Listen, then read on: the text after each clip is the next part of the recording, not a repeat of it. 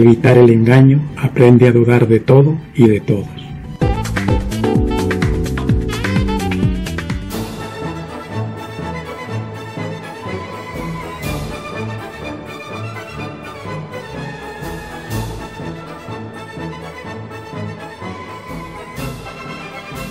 Tengan ustedes muy buenos días. A continuación, voy a dar lectura al artículo más reciente que he escrito, el cual lo he intitulado ¿Cómo se explica la existencia de los idiomas y las etnias humanas? A cualquiera alguna vez nos habrá pasado que a preguntas de los niños, llámense hijos, o nuestros nietos o sobrinos, nos quedamos mudos sin saber qué responder.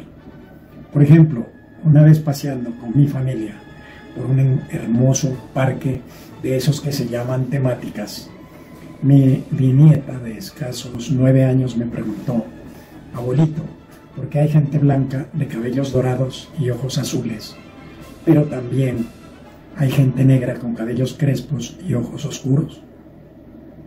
Mi otra nieta, adelantándose a responder, le dijo: es porque Dios, cuando nos creó, hizo varios muñequitos de barro, uno blanco, uno negro, otro chino, otro indio, y así. La pequeña, quizá no conforme del todo con la explicación de su hermana, me volvió a preguntar: ¿eso es verdad, abuelo? No, carito, eso no es verdad, fue mi lacónica respuesta. Este suceso me puso en un dilema. O le explico la verdad como lo explica la ciencia, o ratifico la leyenda bíblica del muñeco de polvo de la tierra. Aclaro que toda mi familia es católica, apostólica y romana. Tan es así que mi nieta, la misma que me hacía la pregunta, está asistiendo todos los sábados a la catequesis de preparación para la primera comunión. Mientras yo permanecí callado pensando salir del dilema, mi esposa, una señora de edad y más católica que todos los católicos, le dijo a la niña que eso se lo preguntara el próximo sábado a la profesora de la catequesis. Y así aparentemente se resolvió el impasse, pero no, porque la pequeña no quedó contenta con la recomendación de su abuelita y me abordó nuevamente para reclamarme por qué dije que no era verdad lo que le había explicado su hermana.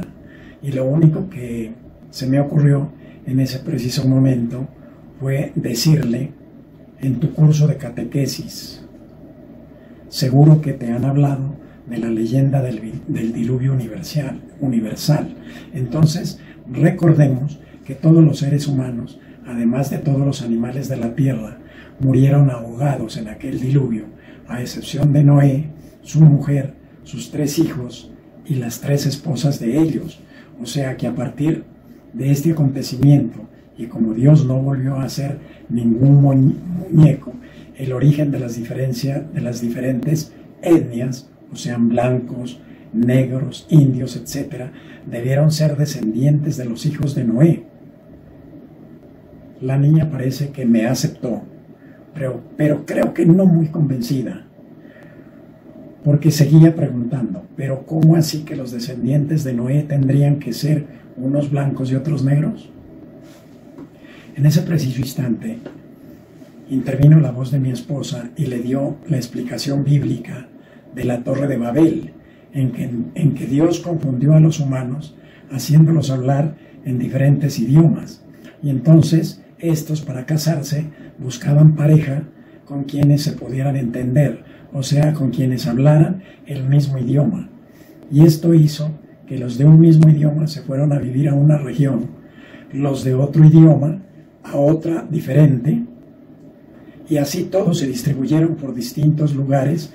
A unos les tocaría vivir en climas calientes, lo que hizo que la gente nacida allí, con el tiempo, iría tomando el color oscuro de la piel. En cambio, a quienes les tocó vivir en climas más fríos, conservaron el color claro de la piel. Esta respuesta, aparentemente satisfactoria, provocó más y más interrogantes en la niña. Y yo creo que no solo a ella, sino a todos, quienes tal vez nos quedaríamos reflexionando.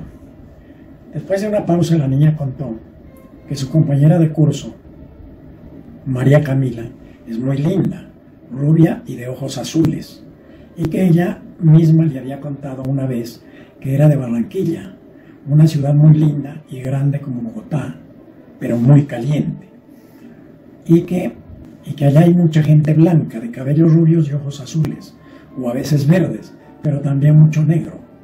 Entonces lo que dice la abuela parece que no es, porque entonces los de Barranquilla deberían de ser todos negros. Me tocó salir en defensa de mi esposa y explicarle a la niña que eso del clima sí tiene que ver con el color de la piel, pero para que se nos note los cambios tenían que pasar muchos, quizás muchísimos años.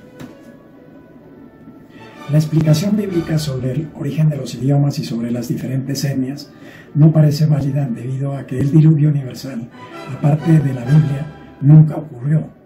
Pero la narrativa contada por Moisés, el cual sí existió y además era un señor muy culto y conocedor tanto de la historia como de leyendas de su época, construyó su propia divisa a partir de muchos y antiguos relatos en que posiblemente los testigos de grandes tsunamis querían dar a conocer su experiencia, su extraordinaria experiencia, y no nos quepa la menor duda que debieron hasta sobredimensionar el acontecimiento.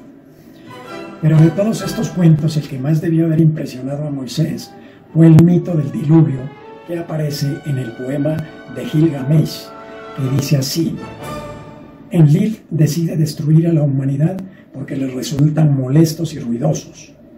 Ea advierte a Uta-na-Pistin para que construya un barco. El barco se deberá llenar de animales y semillas. Llega el día del diluvio y toda la humanidad perece, excepto Uta-na-Pistin y sus acompañantes. Uta-na-Pistin se da cuenta de que las aguas bajan y suelta un cuervo, el cual revolotea sobre las aguas, yendo y viniendo hasta que se evaporan las aguas de la tierra. Uta-na-Pistin hace una ofrenda a los dioses y estos quedan satisfechos por el sacrificio.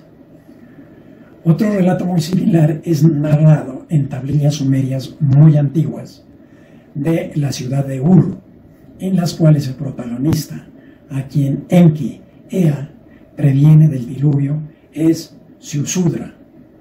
Lo mismo podemos ver en el relato de origen acadio titulado Atrahasis, poema épico que relata desde la creación hasta el diluvio universal. Por otra parte, la famosa Torre de Babel tampoco existió, aunque en el libro de Génesis, capítulo 11, versículos 4 a 9, se menciona esta famosa construcción, atribuyendo su factura a los descendientes de Noé, quienes para retar a Dios decidieron aventurarse en este proyecto, construyendo una gran torre muy alta hasta llegar al cielo, por si acaso a Dios se le ocurriera mandar otro diluvio. Pero el Señor les descubrió el plan. Entonces lo que hizo fue poner a hablar a los obreros y a todo el mundo en lenguas diferentes para confundirlos. Y fue así como en primer lugar se tuvo que suspender la obra porque no se entendían entre ellos, y en segundo lugar Dios creó así los diferentes idiomas. Entonces, como las explicaciones de la Biblia, por lo fantasiosas, no son satisfactorias para explicar el origen de las etnias, blanca o caucásica, negroide o africana, amarilla o mongólica y roja o amerindia, vamos a tratar de desarrollar una hipótesis a partir de la información paleontológica conocida hasta hoy, para lo cual viajaremos unos 2 millones de años al pasado. Aquí es importante destacar que la literatura científica se refiere a hallazgos paleontológicos en lugares muy lejanos de África, tales como Homo erectus yuamonensis en China, Homo antecesor en España, Homo georgicus en Georgia, Europa Oriental, Homo erectus en Java, Indonesia, Homo floriensis, hombre de Indonesia o hobbit, en las Islas de Flores en Indonesia. Esto puede dar lugar a dos interpretaciones. Estos son descendientes de homínidos africanos que viajaron hace aproximadamente 2 millones de años, o son especies surgidas de otra evolución diferente a las raíces africanas. De las dos opciones, la primera es la que tiene respaldo científico, pero entonces revisemos cuál de nuestros ancestros eran viajeros en África en ese tiempo y cuáles tenían perfiles de caminantes o quizá de exploradores, y de conformidad con esto y apoyándonos en la información que disponemos, encontramos que en la región del nordeste africano, aproximadamente en los territorios que actualmente ocupan las repúblicas de Etiopía, Kenia, Tanzania y Eritrea, existieron, entre otras especies, unos homínidos del género Homo, tales como Homo habilis, Homo rudolfensis y Homo ergaster. La información que hemos logrado recopilar sobre estas tres especies son las siguientes. El Homo habilis, como el nombre lo indica, era un homínido hábil, especialmente para diseñar, construir y conservar herramientas de piedra. El Homo habilis vivió exactamente en Kenia y Tanzania hace 2.4 millones de años. Como se puede observar, fue aparentemente anterior al Homo rudolfensis, lo que algunos investigadores lo ubican como su antecesor. El tamaño de su cerebro se calcula que rondaba los 550 centímetros cúbicos. Los descubridores de los restos del habilis son los esposos británicos Mary, no sé cómo se pronuncia, y Louis Leakey, quienes realizaron las excavaciones entre 1962 y 1964 en Tanzania. El Homo rudolfensis es otro homínido que compartió escenario con el Homo habilis. Una de sus principales características, según los estudios realizados a los pocos huesos hallados, demuestran que su cara era larga e inclinada hacia adelante y achatada. Esta carece de una cresta craneal propia del género Paranthropus. La dentadura era más moderada, o sea, más moderna, su cerebro más grande que el del Homo habilis, que el de los actuales simios, como el chimpancé, gorilas y bonobos. Se calcula que tendría un tamaño cerebral de alrededor de 750 centímetros cúbicos. Los paleontólogos creen que en la dieta de estas dos especies de homínidos, además de los vegetales, ya se incluía la carne, pero dicen que la carroña. La tercera especie corresponde al Homo ergaster. Parece que vivió hace 1.800.000 años y desapareció hace 1.500.000 años. O sea, que esta especie habitó en este planeta solamente 300.000 años, en los actuales territorios de Etiopía, Kenia, Tanzania y Eritrea. Aunque algunos especialistas lo consideran descendiente del Homo habilis, parece que más bien se trataba de dos especies contemporáneas, mas no de descendencia. Los restos del Homo ergaster fueron descubiertos en 1975 en Kenia y 9 años después fueron hallados otros restos de esta misma especie cerca al lago Turkana, también en Kenia. Allí se encontró un esqueleto humano de lo que se conoce como el niño de Nari Okotone, el cual da cuenta que posiblemente el Homo ergaster tenía una estatura corporal de 1,70 o 1,80 metros, ya que el esqueleto encontrado del niño de Nari Okotone midió unos 60 metros. También del análisis del esqueleto encontrado se sabe que tenía un cerebro grande, aproximadamente 2/3 del cerebro humano y el doble que el del actual chimpancé o del gorila. Los Homo ergaster, dado el tamaño de su cerebro, es de suponer que era más inteligente que el resto de homínidos, tanto anteriores como contemporáneos de él, lo que quizá le permitió mejor capacidad de adaptación a nuevos entornos. Su cráneo es parecido al del humano, solo que tiene frente menos alta, menor capacidad interior y posee torus más pronunciados. Torus son la parte donde van las cejas, más pronunciados en la parte de las cejas.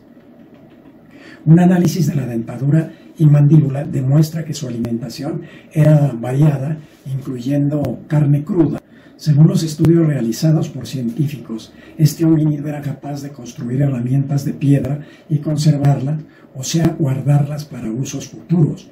Otra particularidad de estos era que tenía sus pies parecidos a los de los humanos, lo que los hacía hábiles caminantes, y por el largo de su dedo pulgar de las manos los hacía igualmente buenos trepadores de árboles. Y una última característica y cualidad a la vez del Homo ergaster era la de ser gregarios, o sea que andaban en manadas, y eso les facilitaba la exploración de lugares desconocidos. Y ayudado por sus potentes piernas de caminantes, este homínido se lanzó a descubrir el mundo, dejando descendencia y asentamientos en cada uno de los lugares por donde viajaba. ¿Será que tanto el ergaster como el habilis salieron de África? Pero hay muchos paleontólogos que afirman que el Homo habilis nunca abandonó África. Y entonces, ¿cómo se explica que los Homo geórgicos, habitantes hace 1.800.000 años de la actual Europa Oriental, específicamente en la actual República de Georgia, eran posiblemente descendientes del Homo habilis? Al parecer, los Homo ergaster sí llegaron al territorio de lo que hoy es China, hace casi 1.700.000 años. ¿Pero cómo lo hicieron? Por agua tal vez no, porque por aquellos tiempos no existían las canoas o vehículos de navegación. No hay ningún fósil que demuestre lo contrario. A caballo o en alguna bestia, no, porque aunque existían, no habían sido domesticados aún. Entonces, fue a pie, atravesando selvas, desiertos, ríos, enfrentando fieras. ¿Cuánto se demoró un caminante desde Kenia hasta la China? Si son como 8.000 kilómetros en línea recta y quizá 12.000 o más a pie, ¿cómo se supone que fue semejante viaje? ¿Y cuál sería el premio o la motivación para hacerlo? La única forma de realizar semejantes viajes en aquella época era por el modo de colonización, o sea, caminar en manada un gran tramo, y si se lograba encontrar un territorio adecuado en cuanto a clima y alimentación favorable, así fuera después de unos cuantos días o quizá meses, decidirían quedarse a vivir allí, reproducirse, morir, y al fin y al cabo no tenían una meta que cumplir, como decir tenemos que llegar a tal o cual parte, o tenemos que caminar tanto tiempo. Nada de eso. Incluso en el tal sitio a donde hacían su campamento, podían quedar mucho tiempo y desarrollar una o más generaciones, hasta cuando el grupo o tribu había crecido tanto que los recursos ya no les eran suficientes, y fue cuando algunos nuevos miembros del grupo decidirían irse a buscar nuevos territorios aptos para sus necesidades. Siendo así, los Homo ergaster sí pudieron llegar hasta la China en unos cuantos miles de años, y lo mismo pudieron haber hecho los Homo habilis hasta llegar hasta lo que hoy es la República de Georgia. La anterior disquisición, ¿qué tiene que ver con el origen de los actuales idiomas y etnias humanas? Por ahora nos referiremos al origen de las etnias, porque el origen de los idiomas no podemos hablar aún, ya que eso viene después de unos cuantos miles de años, debido a que nuestros ancestros habilis como ergaster no podían hablar, debido a la ausencia de un huesillo ubicado en nuestra garganta llamado el hueso hyoidis, y al gen FOXP2, los que vinieron a aparecer con la evolución aproximadamente 500.000 de años después en la especie Homo erectus, posible descendiente del Homo ergaster. Así que por ahora concentrémonos en el asunto de las etnias. Pues resulta que en este asunto juegan papel importante el clima y la alimentación en dichos cambios. El clima, porque tanto el viento como el sol inciden en cambiar algunos rasgos de la morfología, especialmente de la piel, como caras más angulosas y cuadradas, ojos un poco más rasgados, etc. Y en cuanto al sol, sí parece que produjo cambios más drásticos debido a la intensidad de los rayos, ya que no es lo mismo recibir el sol en la zona ecuatorial africana que recibirlos en el centro o en el norte de Europa, especialmente en invierno y otoño, e incluso en primavera. Estos son mucho más tenues. Por lo tanto, la melanina que proporciona el color oscuro a la piel ya no era necesaria, y no solo eso, sino que se convertiría en un obstáculo para la absorción de los rayos solares que coadyuvan a la formación de la vitamina D, tan necesaria para la adecuada absorción del calcio, el que a su vez es necesario para el fortalecimiento de los huesos. En síntesis, esa conversión de gente negra en gente blanca, debido a la evolución con la influencia del clima y la comida, se demoró algo así como 1.800.000 años. Desde este punto de vista, tanto los ergaster como los habilis posiblemente fueron de piel negra, aunque no se puede comprobar, pero sus descendientes chinos ya tendrían la piel, si no blanca, por lo menos más clara. En cambio, los descendientes del Homo geórgicos sí debieron tener la piel cada vez más blanca. Veamos cómo pudo haber sido. Si nos imaginamos por qué sitios debieron realizar las caminatas y asentamientos, tanto de los habilis como de los ergaster, podemos comprender cómo se pudo ir dando el cambio en el color de la piel. Supóngase que tanto los habilis como los ergaster debieron avanzar primero hacia el oriente de sus territorios hasta llegar a la costa oriental africana. No necesariamente lo debieron haber hecho en junta entre habilis y ergaster, o simultáneamente, sino posiblemente en tiempos o épocas distintas. Imposible saberlo. Lo cierto es que debieron avanzar hacia el norte y otros posiblemente hacia el sur. Pero veamos lo que podría haber sucedido con los que se dirigieron hacia el norte. Se dirigieron hacia el norte por la costa de la actual República Federal de Somalia hasta el llamado Cuerno. Lo bordearon y avanzaron hacia el final de la costa somalí. Ahora, se supone que unos caminantes en condiciones de lugares bravíos no podían haber avanzado más de 40 o máximo 50 kilómetros por día. Es posible también que hayan continuado viaje hacia el norte, pero lo más seguro es que ni los habilis ni los ergaster hayan podido atravesar el agreste límite del Valle del Rift en el noreste africano, dado que son montañas ya con acantilados inexpugnables. Entonces debieron encaminarse hasta el oriente y haber cruzado el estrecho que actualmente se llama Bab el Mandeb, que separa el Cuerno de África de la península arábiga. Es que es mucho más fácil hacerlo por este lado que por el norte, porque posiblemente en ese tiempo el mar era más bajo, y máxima en verano, en que bajaría su nivel al máximo y afloraría el fondo del mar. Y efectivamente que así debió ser. Continuando con nuestro imaginario del viaje de estos homínidos, tanto los ergaster como los habilis debieron bordear las costas del sur de lo que hoy es Yemen y Omán. Posiblemente bordearon los Emiratos. Ahora, como es probable que ni los habilis ni los ergaster hubiesen sido capaces de cruzar el estrecho que separa a los Emiratos de Irán, actualmente conocido como el Estrecho de Hormuz, lo más seguro es que hayan decidido no continuar al oriente, sino al norte hasta Qatar, y por allí continuar aún más al norte, bordeando la costa oriental en el actual Golfo Pérsico hasta Kuwait, y continuarían al norte, bordeando la margen occidental del actualmente conocido como el río Shatt al-Arab, para luego los habilis tomar la orilla occidental del río Éufrates hacia el norte, hasta encontrarse en lo que actualmente es el sureste de Turquía, y seguir hasta llegar al sur del Mar Negro. seguir por sus orillas orientales hasta alcanzar Georgia.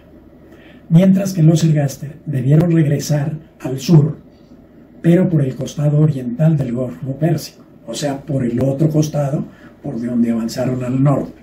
Ahora la idea era avanzar hacia el sur. Continuaron avanzando por la costa suroeste de la India, pasando por los actuales territorios hindúes de Panajal,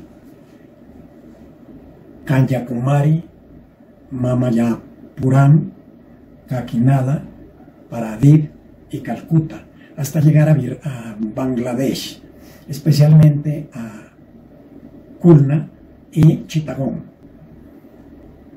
Y posiblemente también llegarían en territorio de Birmania a Khao Town.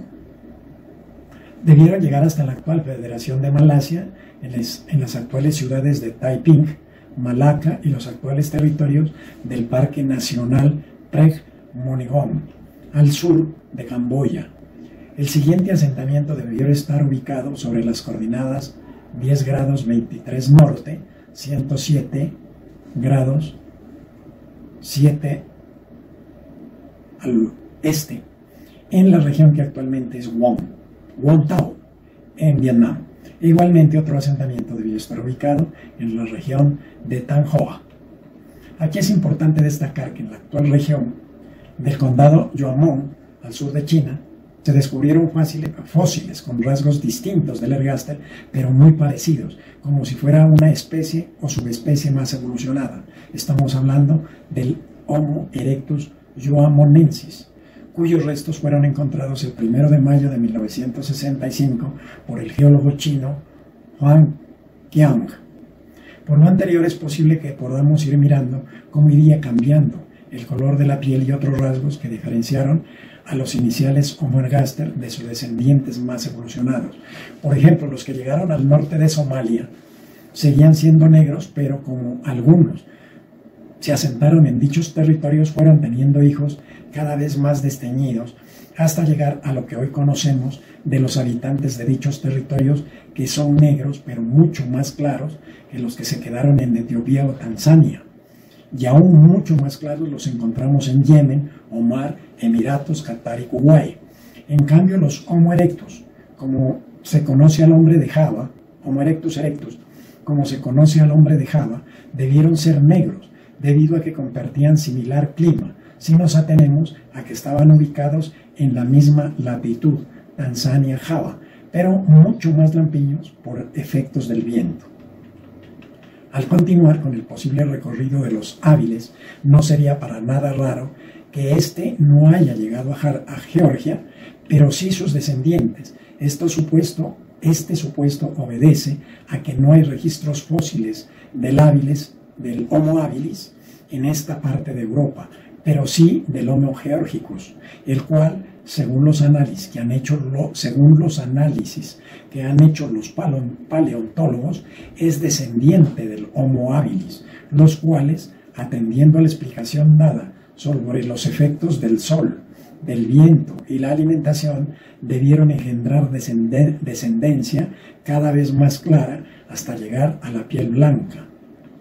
Por otra parte, nos resulta descabellado pensar que al cruzarse hombre de Java con los yuamonensis, si es que se hubieran encontrado, es posible que surgiera una etnia intermedia entre negro y cobrizo, y así debió resultar su descendencia de Homo sapiens, que fueron los responsables de poblar todo el continente de Oceanía, los cuales, como se puede comprobar por fotografías y videos de los actuales nativos de esta parte del mundo, no son negros, pero tampoco blancos, y no comparten el color de su piel con los Homo sapiens de China, Mongolia, Siberia y Alaska.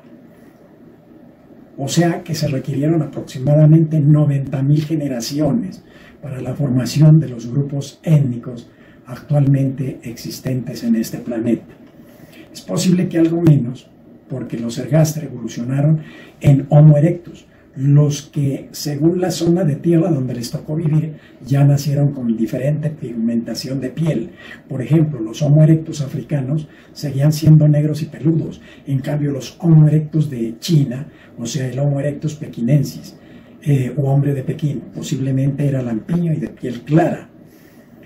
Si estos Homo erectus orientales evolucionaron en Homo sapiens, habría más que sobrada razón para pensar que eran cobrizos y de ojos rasgados y que fueron los que llegaron a América por el norte y a Europa por el occidente hasta llegar a los territorios de la actual España. Otro aspecto importante a tener en cuenta es que para las caminatas debieron hacerla bordeando los ríos o el mar.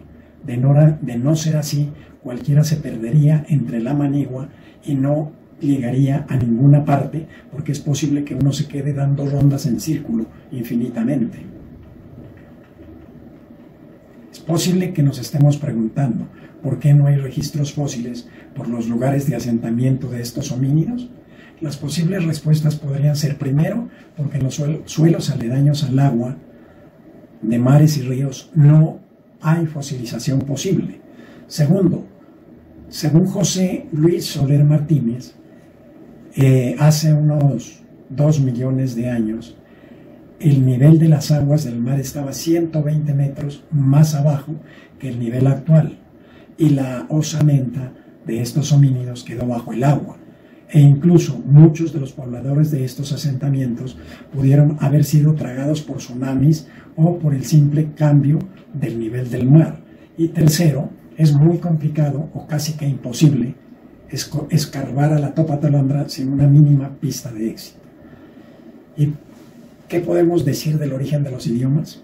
Según lo planteado por diferentes científicos paleontólogos, los Homo erectus ya hablaban, y esa cualidad fue heredada por los Homo sapiens, especie humana, que fueron sus descendientes, uno de cuyos resultados de su evolución fue haber perfeccionado el lenguaje, y esto le sirvió primero para dar nombre e identificar a las personas, animales o cosas que veía o con quien se relacionaba. O sea, la lengua primigenia debió ser de solo sustantivos, y luego para explicar acciones y sentimientos, o sean verbos. Pero como es imposible que en todas partes los Homo sapiens hayan bautizado igual a las personas, animales y cosas, y con mayor razón a las acciones y sentimientos, indica que había lenguas diferentes. Por ejemplo, al elefante en África, supongamos que una tribu lo bautizaron como ña, en otra tribu como pal, en otra tribu como gaj, y así. Ahora, si nos imaginamos que en solo África había más de 1000 tribus, el elefante tenía más de 1000 nombres, y cada persona, con lo cual ya nos podemos imaginar los miles y miles de dialectos que debieron existir en el Paleolítico Medio, y por supuesto que era mucho más complicado que en estos días entenderse entre los individuos que no fueran de la misma tribu, clan o gen. Ahora, mire usted que Homo erectus, descendiente de Homo ergaster, surgieron en varias partes, como lo acabamos de ver en China, España, Georgia, Indonesia, Java y Flores, y en muchas otras partes más, y estos Homo erectus dieron a su vez origen a los descendientes más evolucionados que somos nosotros, los Homo sapiens, cuyos primeros representantes ocuparon espacio en el escenario terrenal hace apenas 200.000 años, lo que nos estaría indicando en primer lugar que el Homo sapiens no solo fue africano, sino de muchas regiones, entre paréntesis, hipótesis multirregional. Y en segundo lugar, que somos nuevos en este planeta. Con relación al habla, según el profesor Daniel Everest,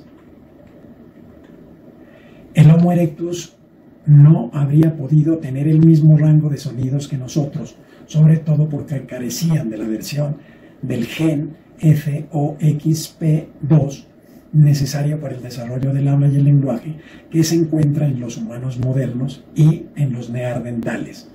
Pese a que no está claro si estos tenían lenguaje, pero argumenta el mismo profesor que se necesitan tan solo 2 sonidos para un idioma, y muy probable es que el erectus pudiera hacer mucho más. Tenían todo lo que se necesita para inventar el lenguaje, y este no es tan difícil como muchos lingüistas nos han hecho creer. Además, agrega, si tienes un orden lineal, tienes una gramática. Explica además que el Homo erectus habló e inventó el modelo Forte del lenguaje. Ahora hablamos el modelo Tesla, pero su forma T no era un protolenguaje, era un lenguaje real. Todo el mundo cree que el Homo erectus era una criatura muy simple y más bien similar a un mono, pero en realidad creo que fue la criatura más inteligente sobre la Tierra en ese tiempo. Por último, cabe anotar que los Homo sapiens, al igual que su ancestro Homo ergaster y Homo habilis, fueron también emigrantes. Y si bien no está comprobado que los Homo sapiens africanos siguieron las mismas rutas de sus antepasados, sí se puede afirmar que llegaron a la China y Europa y que los Homo sapiens de la China llegaron a América y también a Europa. Es posible que así se realizaron los primeros encuentros, con lo que tal vez se enriquecieron y cualificaron los idiomas y dialectos e igualmente fijaron las características de las señas. Hasta aquí el artículo. Muchas gracias.